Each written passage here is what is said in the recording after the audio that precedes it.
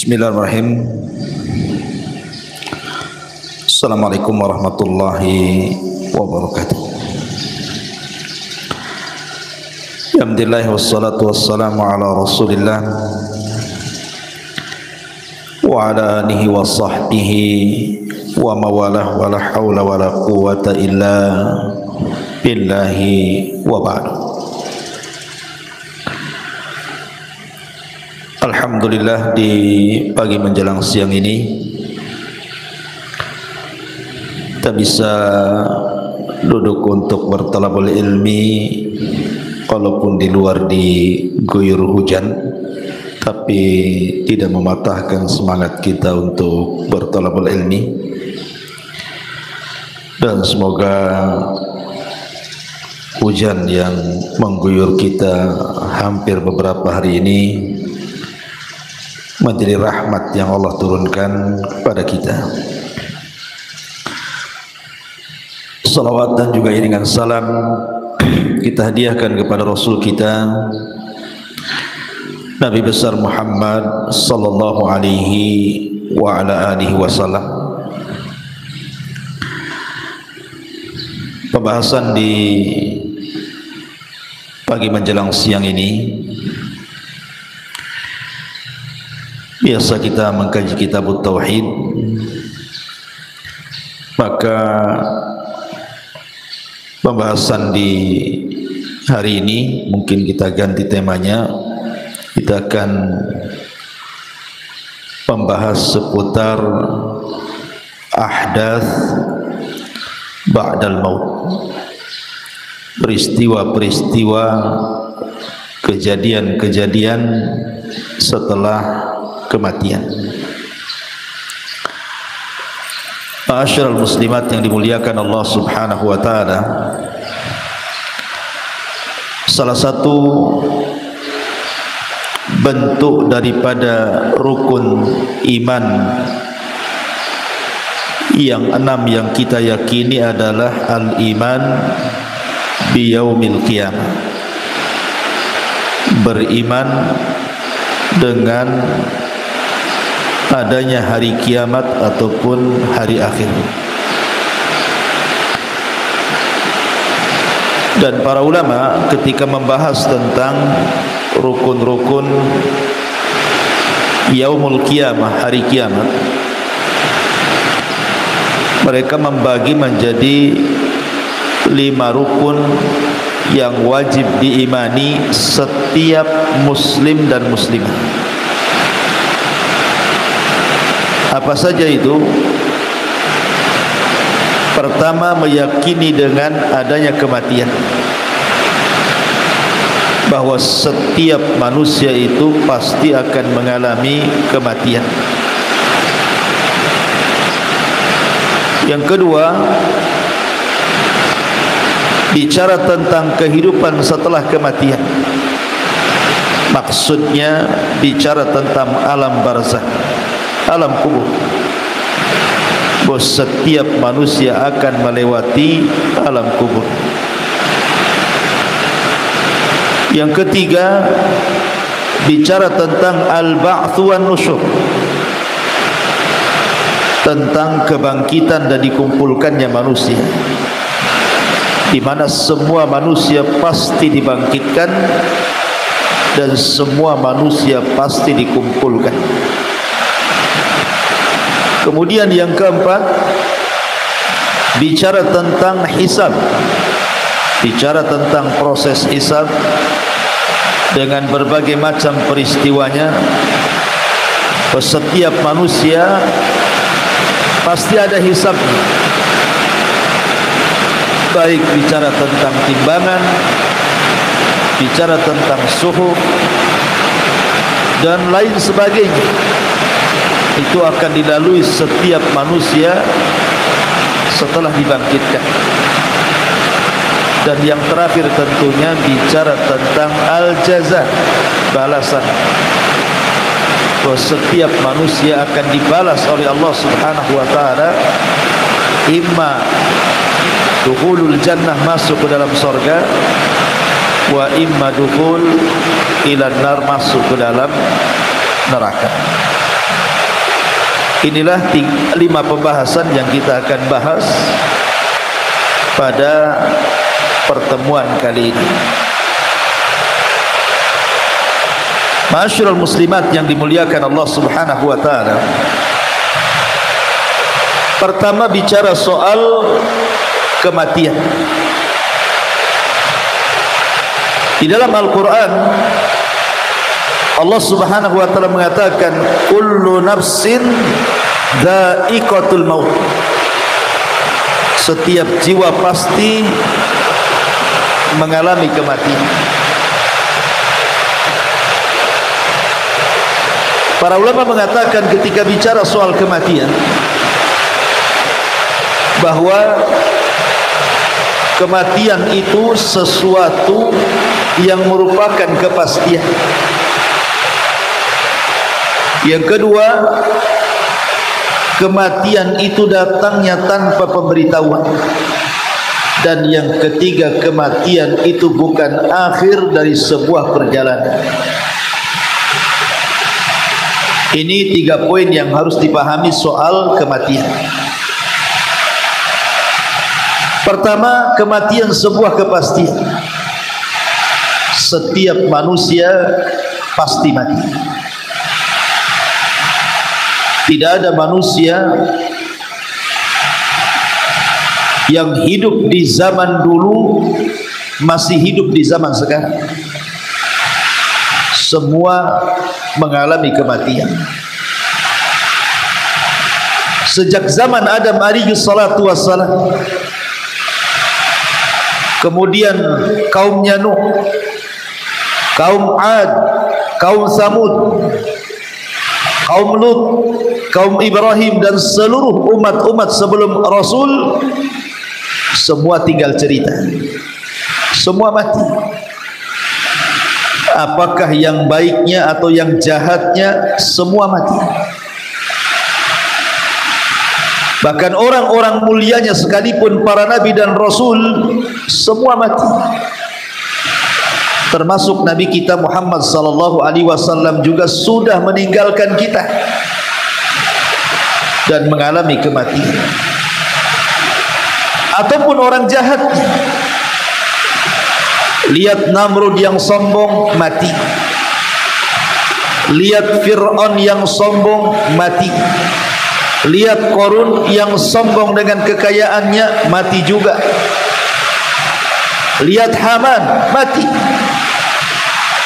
Abu Jahal mati, Abu Lahab mati, Al-Walid mati, Umayyah mati. Semua orang-orang jahat pun yang mereka sombong dengan kedudukannya, semua mati. Ya, karena kematian itu sebuah kepastian, menimpa orang baiknya dan menimpa orang jahatnya. Dan Allah Subhanahu wa taala mengatakan kullu nafsin dha'iqatul maut. Setiap jiwa itu pasti mengalami kematian. Ma'asyiral muslimin yang dimuliakan Allah Subhanahu wa taala. Kemudian yang kedua, kematian itu datangnya tanpa pemberitahuan. Kenapa Allah Subhanahu wa taala tidak memberitahu kematian seseorang? Hanya para nabi saja yang diberitahu kematian. Maknanya bahwa kematian itu sebuah rahasia yang Allah rahasiakan. Pertanyaannya, kenapa Allah rahasiakan? Maka jawabannya adalah supaya setiap manusia itu melakukan persiapan. Makanya Nabi SAW mengatakan, al-kayyisu man dana nafsahu wa amila lima ba'dal maut.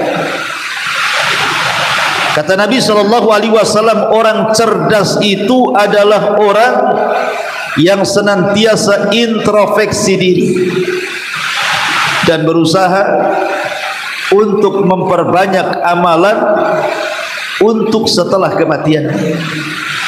Itulah orang cerdas. Tapi orang jahil adalah orang yang tidak pernah introspeksi dan tidak pernah beramal untuk kematiannya. Disangkanya setelah kematiannya selesai begitu saja, tidak ada pertanggungjawaban. Makanya kenapa kematian itu dirahasiakan? Untuk menguji manusia. Apakah manusia itu mau persiapan untuk setelah kematiannya, ataukah justru manusia itu hidupnya berleha-leha, tidak peduli bahwa ada peristiwa setelah kematian. Jadi kematian itu rahasia Allah Subhanahu wa ta'ala. Jadi kematian merupakan sebuah kepastian, dan kematian juga datangnya tanpa pemberitahuan. Di dalam Al-Quran Allah Subhanahu wa ta'ala mengatakan, wa tazawwadu fa inna khaira zadi taqwa. Berbekalah kalian, karena tidak ada bekal terbaik di dunia ini melebihi takwa kepada Allah Subhanahu wa ta'ala. Kemudian yang terakhir, kematian ini bukan akhir sebuah perjalanan. Ingat, kematian ini bukan akhir sebuah perjalanan. Maknanya bahwa orang mati itu bukan untuk beristirahat. Karena ada orang yang salah paham di masyarakat ini. Ketika sudah kebingungan soal ekonomi, ketika kebingungan soal persoalan-persoalan yang tidak bisa dihadapi, terkadang sebagian mereka mengakhiri hidupnya dengan kematian. Ada yang gantung diri, ada yang makan racun, ada yang menjatuhkan diri dari ketinggian. Yang penting bagaimana caranya mati. Karena dia kira kematian itu bisa menyelesaikan semua urusan. Dia beristirahat dari semua keperitan dan kepenatan hidupnya. Padahal kematian itu bukan akhir dari sebuah perjalanan. Ada kehidupan setelah kematian yang terkadang lebih sulit dihadapi dibandingkan kehidupan dunia. Makanya ketika seorang muslim meyakini betul bahwa kematian sebuah kepastian, datangnya tanpa pemberitahuan, dan ia bukan akhir dari sebuah perjalanan, maka saya yakin orang ini akan persiapan. Saya yakin orang ini akan menjadi baik. Terlahir padanya akhlak-akhlak disiplin, tanggung jawab, jujur, dan berusaha untuk mempersiapkan segalanya. Kenapa? Karena ada kehidupan setelah kematian yang akan melelahkan perjalanan hidupnya. Ma'asyiral muslimat yang dimuliakan Allah Subhanahu wa ta'ala, yang perlu dipahami seputar kematian ini, bahwa betapapun manusia tidak mau meninggal, betapapun manusia tidak mau berpisah dari dunia, sehingga sebagian mereka terlena dengan dunia dengan mengumpulkan berbagai macam harta benda, tetap saja kematian itu akan menjemput kita. Mau lari kemana? Sekalipun rumah kita dipagarlah dengan pagar yang sangat kokoh, dengan security yang sangat banyak, dengan pintu yang tebal, bukan berarti malaikat maut tidak bisa menembus rumah kita. Makanya Allah Subhanahu wa ta'ala mengatakan, aynama takunu yudrikkumul mautu walau kuntum fi burujim musayyadah. Dimanapun kalian berada, maka malaikat itu akan mengejar kalian, walaupun kalian di belakang benteng yang sangat kokoh sekalipun, maka malaikat pasti akan sampai kepada kita. Ma'asyiral muslimat yang dimuliakan Allah Subhanahu wa ta'ala, perobatan sehebat apapun, ataupun cara-cara yang ditemukan oleh pakar-pakar kesehatan, baik cara mengobati atau obatnya sendiri,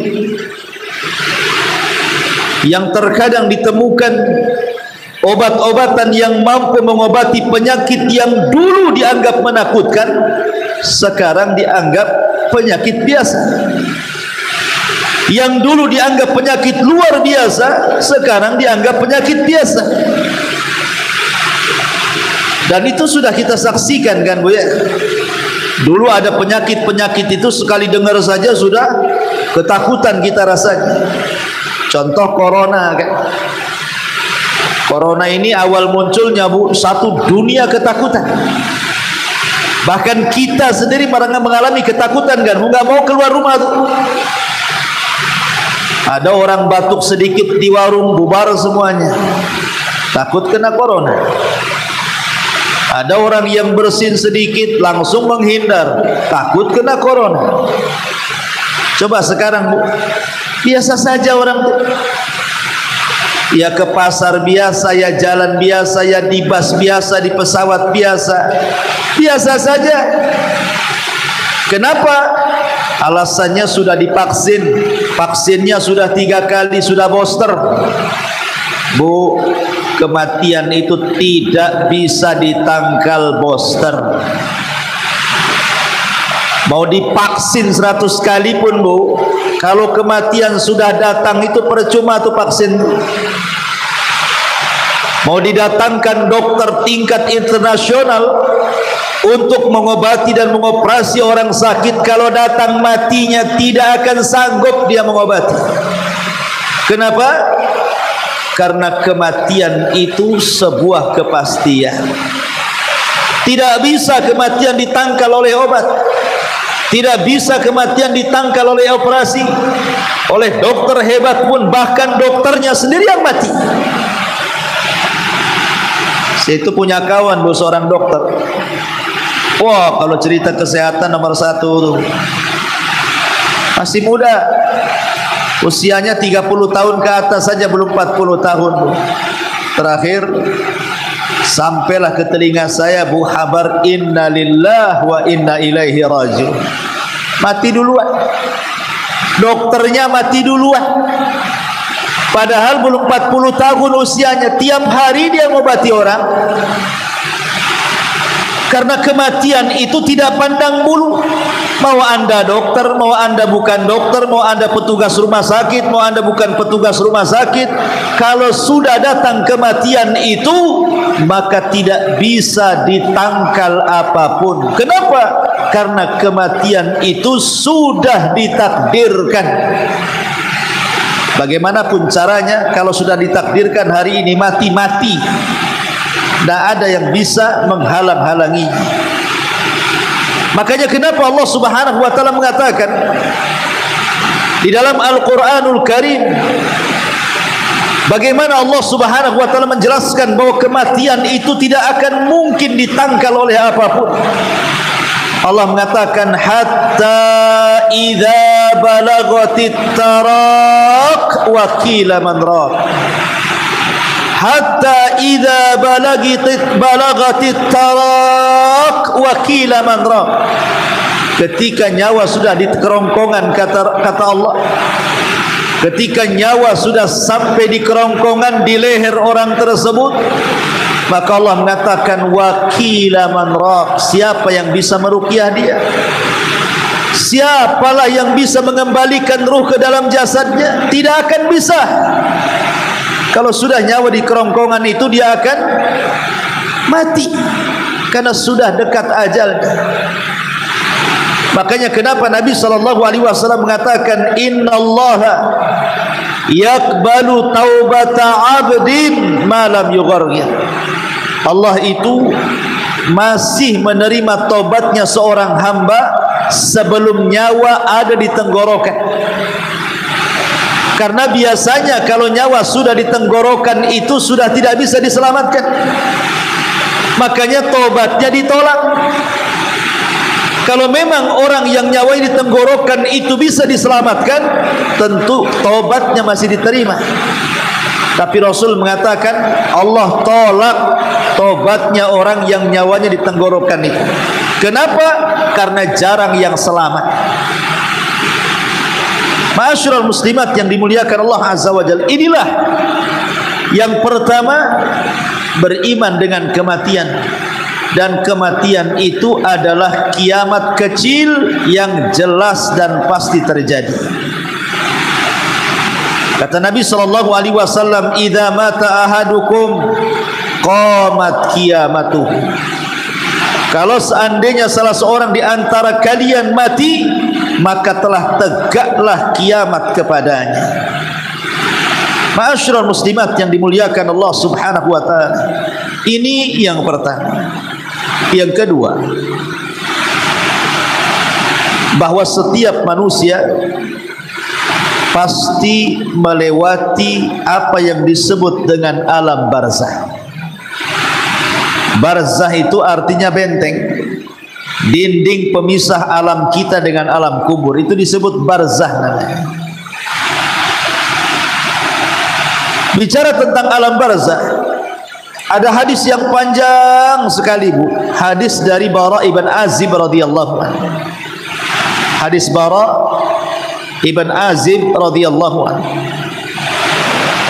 Bara bin Azib ini bercerita, jadi ketika Nabi SAW sedang menguburkan salah seorang sahabat Rasul, itu lubang galian belum selesai. Akhirnya kemudian Nabi SAW duduk bersama para sahabat bicara soal kematian seorang mukmin dan kematian orang kafir. Kemudian Nabi SAW mengatakan kepada para sahabatnya, sesungguhnya kalau orang sudah mau meninggalkan dunia dan menghadap akhirat, maka akan turun malakul maut kepada orang yang sedang sakaratul maut itu, dan bersamanya beberapa para malaikat yang membawa kain kafan dari sorga dan minyak wangi dari sorga, serta membisikkan di telinganya, wahai jiwa yang tenang, keluarlah kepada keridhaan Allah dan kepada kesukaan Allah Subhanahu wa taala. Akhirnya ruhnya seorang mukmin ini, Bu, sedikit demi sedikit akan keluar. Sampai-sampai Nabi SAW mengistilahkan seperti air yang keluar terakhir dari mulut teko. Ibu perhatikan, Bu, botol teko tuh, tempat minum, itu kalau banyak airnya kemudian ditumpahkan tuh deras sekali, Bu. Tapi kalau seandainya air dalam teko itu tinggal satu tetes, kemudian dituangkan, pasti yang satu tetes itu akan mengalir dengan lembut dari dalam teko sedikit demi sedikit, pelan-pelan, kemudian masuk ke mulut teko, kemudian akan keluar menetes, dan itulah tetesan terakhir air dalam teko. Nabi SAW mengistilahkan begitulah ruhnya seorang mukmin dicabut oleh malaikat seperti air yang keluar yang terakhir dari mulut teko, dengan halusnya mulai dari ujung jari manusia, kemudian terus naik sampai di tenggorokan, dengan lembutnya ruh itu keluar, kemudian keluar dari mulutnya. Ketika malakul maut mencabut ruhnya seorang mukmin dari mulutnya, maka ruh itu diletakkan di kain kafan dari sorga dengan penuh wewangian yang harumnya luar biasa sampai membumbung ke langit, sehingga malaikat yang di langit bertanya-tanya, itu ruhnya siapa itu? Maka malaikat penghantar ruhnya seorang mukmin mengatakan, itu ruhnya fulan ibn fulan, disebut namanya terbanyak. Kemudian diangkat ke langit, maka pintu langit pertama dibuka, pintu langit kedua dibuka, pintu langit ketiga dibuka, sampai langit ketujuh. kemudian dihadapkan kepada Allah Subhanahu wa taala, dan Allah pun katakan kembalikan rohnya ke dalam jasadnya dan angkatkan, naikkan catatannya di tempat yang paling tinggi fil iliyyin. Akhirnya kemudian ruhnya dikembalikan ke dalam jasad, kemudian catatannya diangkat ke iliyyin. Ketika ruh itu masuk ke dalam jasad, dia masih mendengar suara terompah orang yang menghantarkan.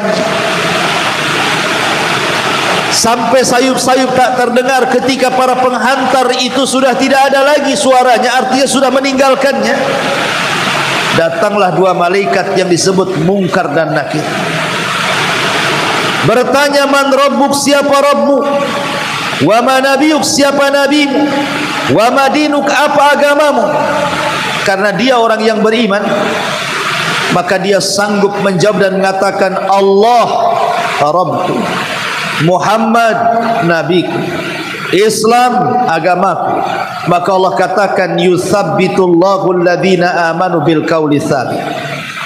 Orang-orang yang beriman akan mantap jawabannya. Ketika mantap jawabannya, maka ada suara dari langit mengatakan, sadaqa abdi, hambaku telah benar. Bukakan pintu sorga, arahkan ke kuburannya. Hantarkan angin sorga, arahkan ke kuburannya. Hantarkan pakaian dari sorga, hantarkan ke kuburannya. Hantarkan makanan, minuman dari sorga, hantarkan ke kuburannya. Sehingga kuburan menjadi sorga kecil bagi dia. Dan itulah yang disebut dengan nikmat kubur. Orang ini akan mendapatkan nikmat yang luar biasa dalam kuburan. Kemudian tiba-tiba datang orang yang entah berantah dari mana. Orang yang datang ini sangat cantik, sangat ganteng, sangat tampan, sangat mengasihkan dan mengenakkan. Kemudian duduk di samping orang yang mendapatkan nikmat kubur itu. Kemudian diajak ngobrol. Entah berapa ratus tahun lah diajak ngobrol itu. Karena kiamat itu kan lama, tidak tahu kapan dibangkitkannya. Coba bayangkan, sejak ada orang yang mati di zaman Rasul sampai hari ini sudah 14 abad tidak dikiamat-kiamatkan. Artinya orang itu sudah lama di kuburan. Macam mana orang yang mati di zaman Nabi Nuh? Berapa ratus ribu tahun dia di kuburan tuh? Atau yang di zaman Nabi Adam meninggal sampai hari ini, kita tidak tahu berapa lama mereka hidup di kuburan tuh. Tapi Allah Subhanahu wa taala berikan kesenangan kepada orang-orang yang beriman, dihantarkanlah orang baik itu. Diajak ngobrol, seolah-olah dia baru sebentar di kuburan. Tiba-tiba orang baik memberitahu, fulan, Israfil sudah mau meniupkan sangkakalanya. Maknanya kiamat sudah dekat. Karena dia orang yang beriman, yang ketika di dunia menginvestasikan seluruh kekayaannya untuk membangun istana di sorga. Dia gunakan amal solehnya untuk membangun taman-taman di sorga. Ketika mendengar bahwa kiamat akan dibangkitkan, dia pun mengatakan kepada orang ini, kamu ini siapa? Baik sekali. Maka orang ini mengatakan, ana amaluka saleh, sayalah amal solehmu, sayalah solatmu, sayalah zakatmu, sayalah silaturahimmu, sayalah baca Quranmu, sayalah zikirmu, sayalah silaturahimmu, dan begitu seterusnya. Kemudian dia pun berteriak, ya Rabb, aqimis sa'ah, ya Rabb, ya Rabb, tegakkan kiamat, ya Rabb, tegakkan kiamat, supaya aku bisa kembali ke rumahku, menemui keluargaku. Maka orang ini orang yang paling bahagia, orang yang paling bahagia, karena dia sudah dijanjikan sorga yang luasnya selangit dan sebumi. Makanya dia mengatakan, ya Rabb, bangkitkan kiamat supaya aku cepat pulang ke rumahku. Ini kalau ruhnya seorang mukmin. Tapi kalau ruhnya orang kafir, maka Nabi SAW mengatakan ruhnya orang kafir itu sangat bahaya ketika dicabut. Sampai-sampai kata Nabi SAW, ibu tahu safud-safud itu pisau yang berbentuk cerulit bengkok. Ketika malakul maut ini mencabut nyawa orang yang fasik, yang kafir, yang munafik itu, maka ibarat pisau itu dimasukkan ke kambing wol yang lebat yang belum dicukur, kemudian disiram air sehingga bulu-bulunya menempel di pisau itu. Sambil berteriak-teriak malakul maut mengatakan, wahai ruh yang jahat, wahai ruh yang jelek, keluarlah engkau kepada kemurkaan dan kemarahan Allah Subhanahu wa ta'ala. Maka roh itu kemudian dicabut dengan paksa seperti pisau cerulit yang dibenamkan di bulu-bulu kambing wol yang belum dicukur kemudian disiram. Saat ditarik rontok semua tulang dan persendiannya. Dia pun akan merasakan sakit yang tidak ada yang tahu rasa sakitnya kecuali Allah Subhanahu wa ta'ala. Kemudian malaikat yang lain sudah menyiapkan kain kafan dari neraka dengan bau busuk yang luar biasa. Diletakkanlah kemudian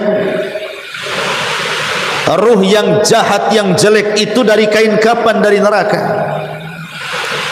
Kemudian bau busuknya membumbung ke langit. Tidak ada satupun malaikat kecuali mencelanya. Tidak ada satupun malaikat kecuali melaknatnya. Busuk sekali ini ruhnya siapa? Akhirnya kemudian ruh itu diangkat oleh malaikat. Tetapi di langit pertama pun pintu langit pertama tidak dibuka. La tufattahu lahum abwabus sama. Allah tidak membukakan pintu-pintu langit bagi mereka. Mereka tidak bisa naik ke langit, tidak bisa berjumpa dengan Allah, karena ini ruhnya orang kafir, orang munafik, orang fasik. Allah tidak mau menemuinya, sehingga pintu langit pun ditutup rapat-rapat, tidak diizinkan naik ke langit.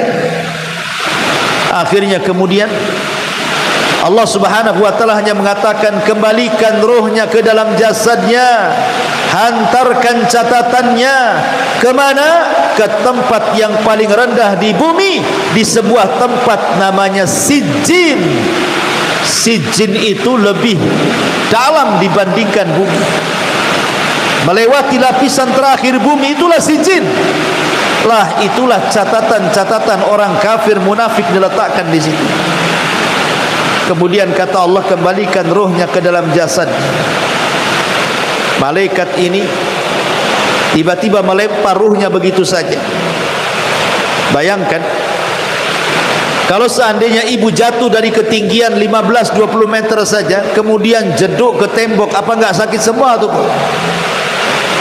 Itulah ruh yang dijatuhkan dari langit.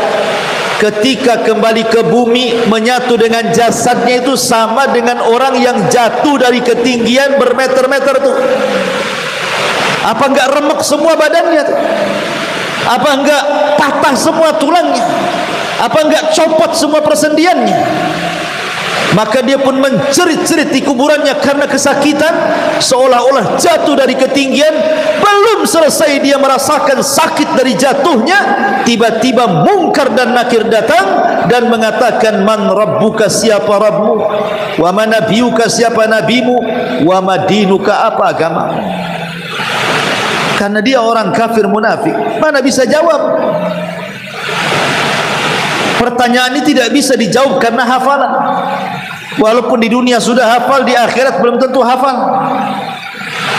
Ketika ditanya man rabbuk, siapa Rabbu, dia mengatakan la adri. Aku tidak tahu, aku tidak tahu, katanya. Ketika ditanya wa man nabiyuk, siapa nabimu, dia pun mengatakan la adri, aku tidak tahu, aku tidak tahu.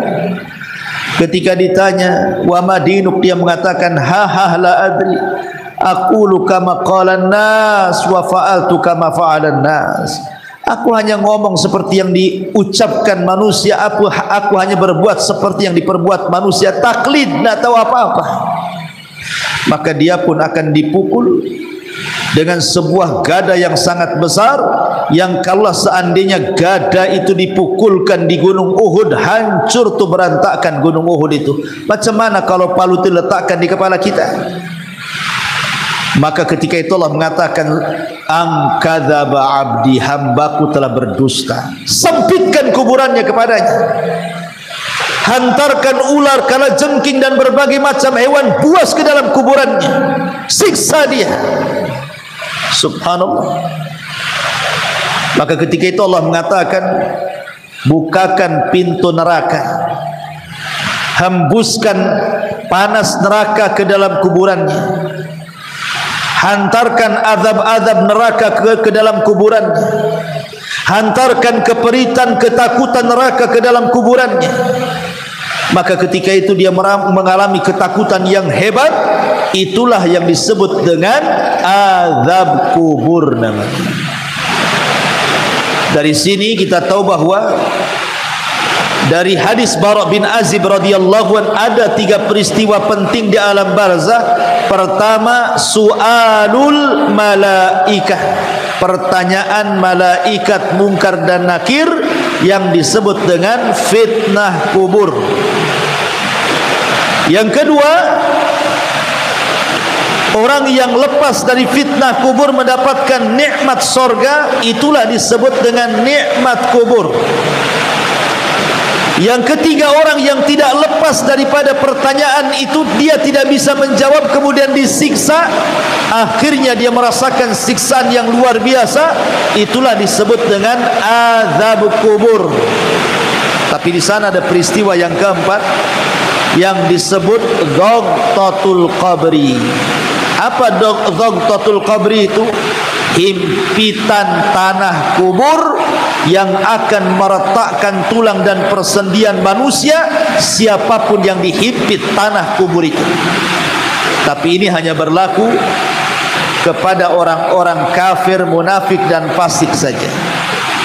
Orang-orang yang beriman dihimpit tetapi tidak merasakan apapun, seolah-olah dia sedang dipeluk oleh ibunya. Tetapi itulah proses yang akan dialami setiap manusia dalam kuburan. Himpitan kubur, fitnah kubur, azab kubur, ataupun nikmat kubur. Ma'asyiral muslimin yang dimuliakan Allah Subhanahu wa ta'ala, ketika kemudian orang ini sudah tidak sanggup menjawab pertanyaan-pertanyaan malaikat itu, tiba-tiba datang orang yang sangat jelek, yang sangat buruk rupa, yang sangat menakutkan, tuli, tidak bisa bicara, di tangannya ada gada, kemudian memukul-mukul dia sampai kiamat.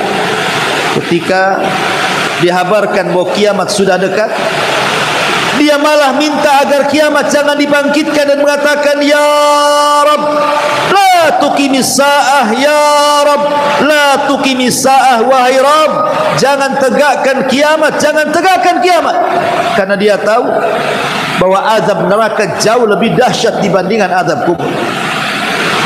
Karena azab kubur itu Allah bahasakan dengan azabul adna, dan azab akhirat Allah bahasakan dengan azabul akbar. Makanya dia tahu ini azab rendah. Ketika ia dengar kiamat mau dibangkitkan, maka dia mengatakan, jangan kau bangkitkan kiamat, jangan kau bangkitkan kiamat ya Allah. Ma'asyiral muslimat yang dimuliakan Allah Subhanahu wa ta'ala, inilah peristiwa di alam barzakh. Kemudian kita masuk pada peristiwa yang ketiga, masuk pada peristiwa al-ba'tsu wan nusyur. Al-ba'tsu itu artinya kebangkitan, an-nusyur itu manusia dikumpulkan. Ketika Allah Subhanahu wa ta'ala mengutus Nabi SAW, maka ketika itulah Israfil kemudian sudah mulai meletakkan moncong trompetnya di lisan. Sampai-sampai Nabi SAW merasakan hal itu, sehingga Rasul tidak enak tidur, tidak enak makan, tidak enak minum, tidak enak segala-galanya, hidupnya murung, sedih dan begitu seterusnya. Sehingga sahabat bertanya, ada apa engkau hai Rasul? Kenapa engkau murung seperti itu? Maka Nabi SAW mengatakan, kaifa un'am wa qad iltaqama sahibu qarnin qarnan. Bagaimana aku bisa nikmat hidup, kata Rasul, sementara Israfil sudah meletakkan moncong sangkakalanya. Bagaimana aku bisa nikmat tidur, bisa nikmat makan, bisa nikmat minum, bisa nikmat segala-galanya, sementara Israfil sudah meletakkan moncongnya di mulut. Artinya Israfil tinggal menunggu izin dari Allah, suruh meniup maka dia akan tiup. Subhanallah. Kenapa Israfil baru meletakkan moncongnya saat diutusnya Nabi SAW? Ya, karena Nabi itu Nabi terakhir, karena sudah tidak ada Nabi setelah Nabi SAW. Ya, karena umat Rasul itu umat terakhir dan tidak ada umat setelah umat Nabi SAW. Maknanya diutusnya Rasul itu sudah jadi tanda-tanda kiamat kecil. Makanya Rasul mengatakan, ana wasa'ati kahataini, kata Rasul, aku dan kiamat itu seperti dua jari, saking dekatnya. Makanya Israfil sudah mulai menanamkan trompetnya di mulut. Ma'asyiral muslimat yang dimuliakan Allah Subhanahu wa taala, ketika kemudian betul-betul kiamat dikiamatkan, Allah perintahkan Israfil untuk meniup sangkakala. Apa yang terjadi? Maka Allah mengatakan, al-qari'atu mal-qari'ah. Muncul suara dari moncong trompet Israfil itu, suara yang memekikkan, suara yang menghancurkan gendang-gendang telinga, suara yang menjadikan manusia mati karena mendengarnya. Suara itu membuat gunung-gunung hancur. Suara itu membuat bumi menjadi gempa. Suara itu membuat bintang-bintang berjatuhan, kemudian air yang di lautan diluapkan, kemudian langit digulung, kemudian matahari digabungkan dengan bulan, dan macam-macam peristiwa hari kiamat, sehingga tidak ada yang hidup, manusia mati, jin mati, malaikat mati. Wa yabqa wajhu rabbika dzil jalali wal ikram, kecuali Allah Subhanahu wa taala. Subhanallah. Ya. Hari yang menakutkan, hari kiamat. Kemudian setelah 40, tidak tahu 40 hari, 40 bulan, 40 tahun, maka Allah Subhanahu wa taala perintahkan Israfil untuk meniupkan sangkakala yang kedua kali.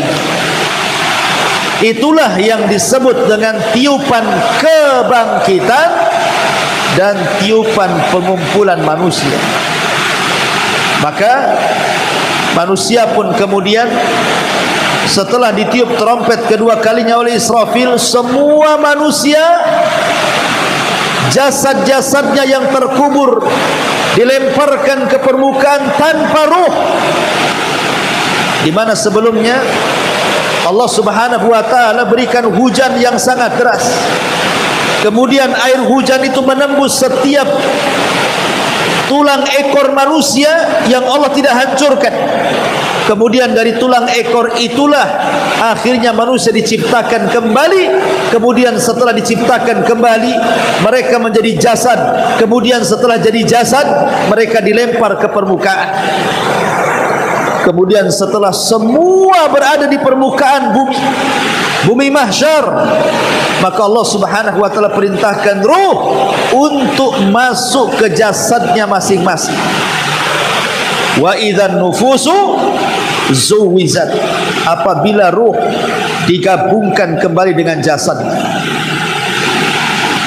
maka ruhnya orang-orang yang beriman yang diletakkan di Iliyin semua keluar, kemudian melesat ke jasad-jasadnya masing-masing.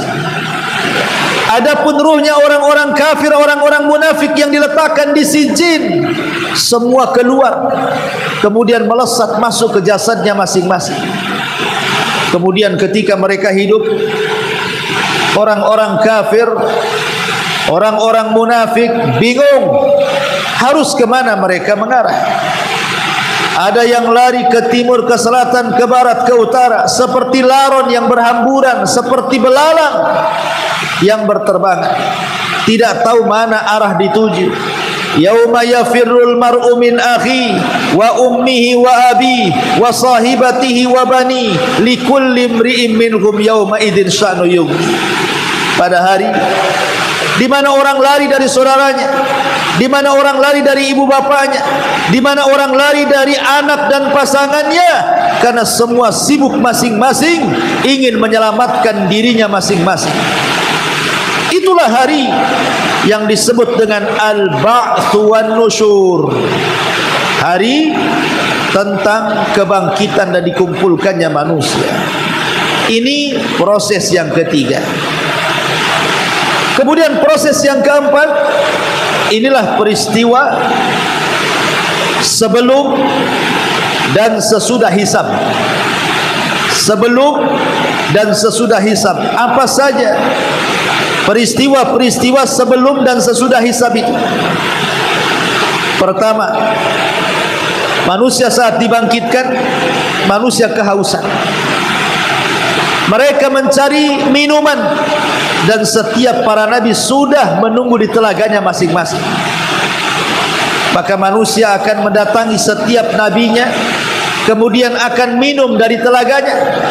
Termasuk juga Nabi kita Muhammad sallallahu alaihi wasallam sudah disediakan telaga Kautsar untuk kita.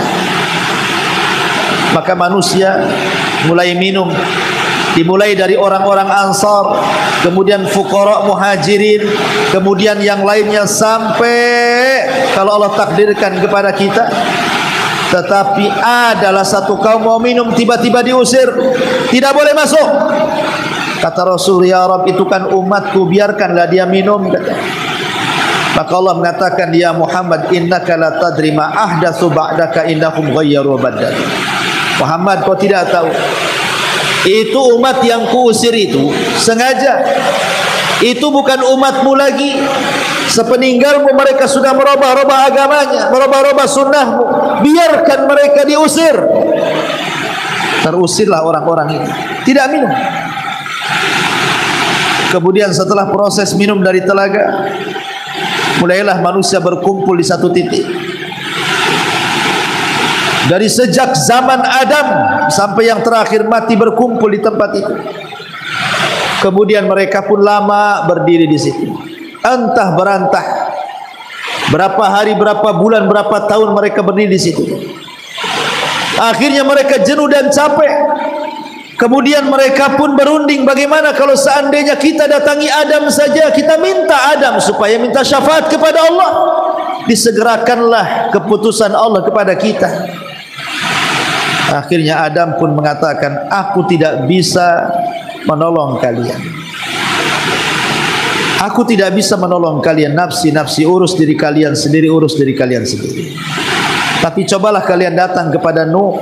Boleh jadi Nuh punya solusi. Datang mereka ke Nuh. Ya Nuh, engkau kan Rasul pertama, mintalah syafaat kepada Allah. Ala taro ila ma nahnu fi. Lihatlah kondisi kami ini susah. Keringat bercucuran, matahari didekatkan, susah, capek berdiri. Wahai Nuh, mintakan syafaat untuk kami kepada Allah Subhanahu wa taala. Maka Nuh mengatakan, aku tidak bisa. Sebaiknya kalian datang kepada Ibrahim. Maka mereka datang kepada Ibrahim, sama pula jawabannya. Kata Ibrahim, sebaiknya kalian datang ke Nabi Musa. Musa pun sama, tidak bisa menjawab. Kata Musa, sebaiknya datang kepada Isa. Isa pun sama dan mengatakan, sebaiknya kalian datang kepada Muhammad sallallahu alaihi wasallam. Akhirnya mereka pun datang kepada Nabi kita Muhammad sallallahu alaihi wasallam. Maka Rasul mulai menghadap Allah dengan sujud yang lama di bawah arasy. Sampai akhirnya entah berapa lama Rasul sujud. Akhirnya Allah datang menemui Rasul dan mengatakan, irfa ra'saka ya Muhammad, sal tu'taqul tusma ishfa tushaffa. Muhammad, angkatlah kepalamu. Kau bicara, aku dengar. Kau minta, aku beri. Kau minta syafaat, aku beri kau syafaat. Dari situ Nabi SAW satu-satunya Nabi yang akan memberikan syafaatul uzma yang tidak diberikan kepada nabi-nabi yang lain.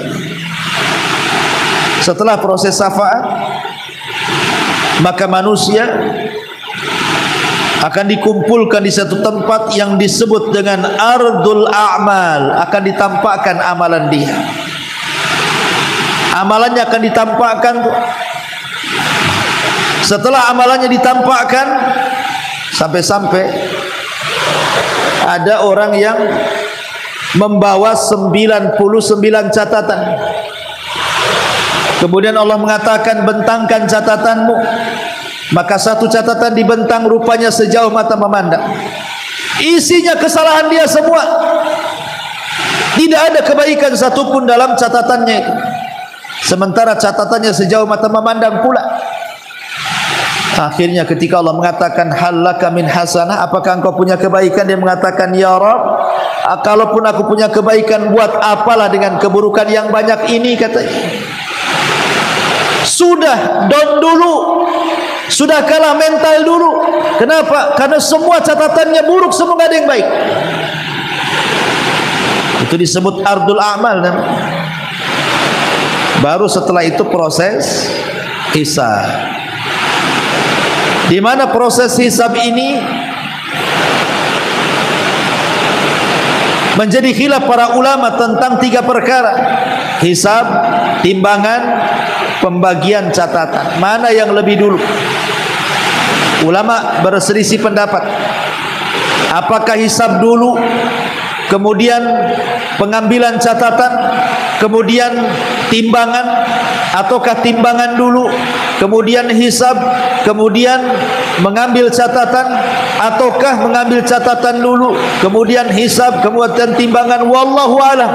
Antara 3 perkara ini bisa dibolak-balik, menjadi khilaf para ulama mana yang lebih dahulu. Tapi yang jelas bahwa ini akan terjadi proses hisab. Dan hisab ada 2, ada hisab yang mudah, ada hisab yang sulit. Kemudian juga pengambilan catatan, ada yang dengan tangan kanannya, dengan tangan kirinya, dan dengan tangan kiri balik punggung. Yang ketiga, orang yang melintasi titian siratal mustaqim, ada yang selamat, ada yang tidak. Timbangan, ada yang berat timbangannya, ada yang ringan timbangan. Pokoknya 3 perkara ini pasti dilalui manusia.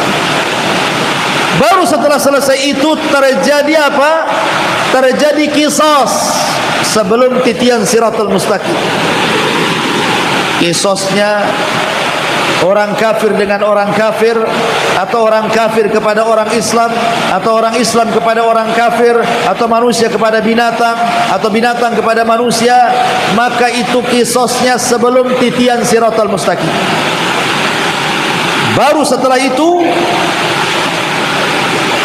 dibentangkan titian siratal mustaqim.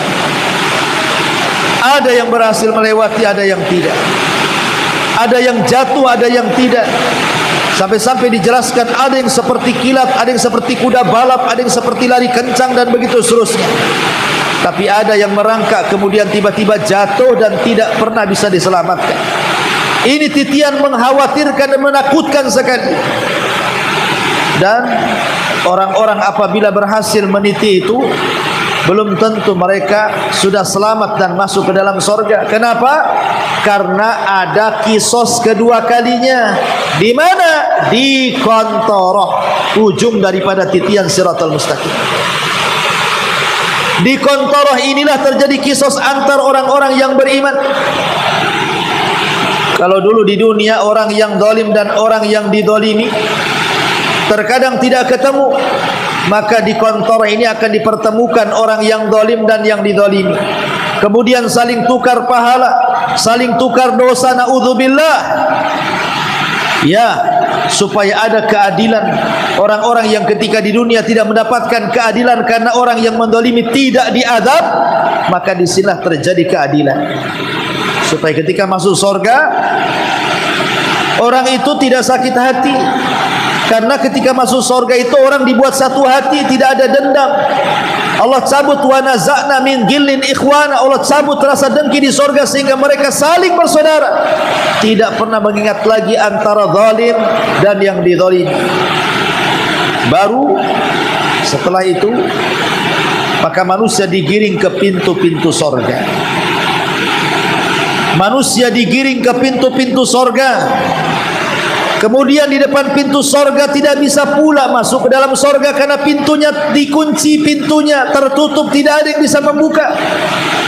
Subhanallah.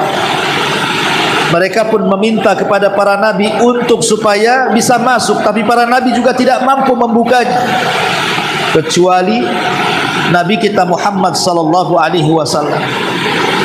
Nabi kita Muhammad sallallahu alaihi wasallam dia mengetuk pintu sorga. Assalamualaikum. Maka penjaga pintu sorga malaikat Ridwan mengatakan, waalaikumsalam, man, siapa kamu? Maka Rasul mengatakan, ana Muhammad ibn Abdullah, saya adalah Muhammad ibn Abdullah.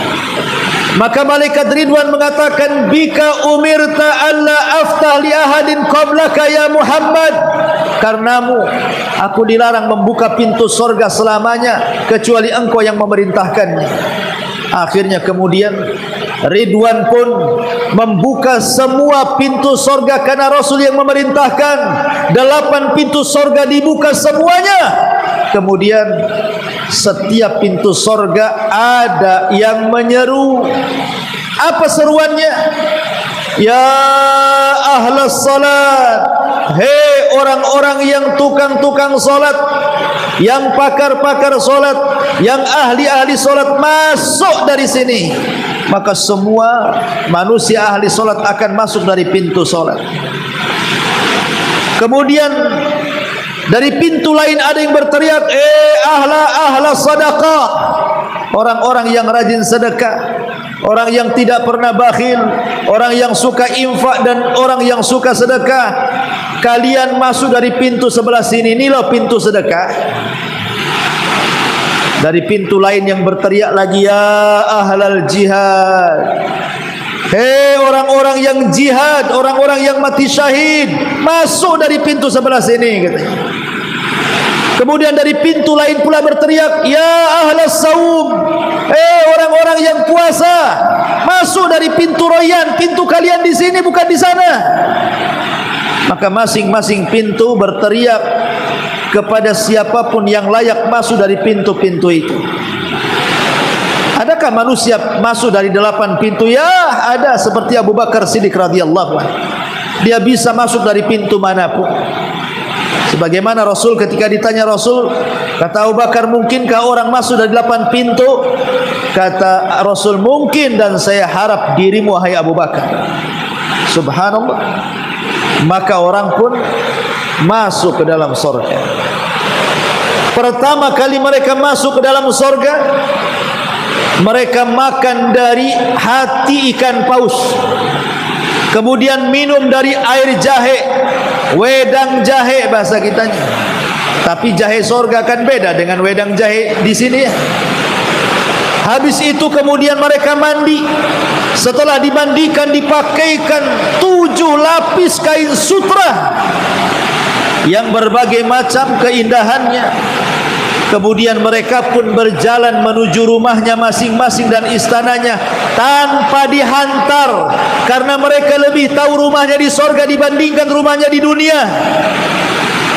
Mereka tahu kemana harus mereka pulang. Mereka lebih hafal sorganya dibandingkan rumahnya sendiri di dunia. Bayangkan, subhanallah. Ketika mereka masuk ke dalam istananya yang terbuat dari emas, dibentangkan padanya berbagai macam kenikmatan.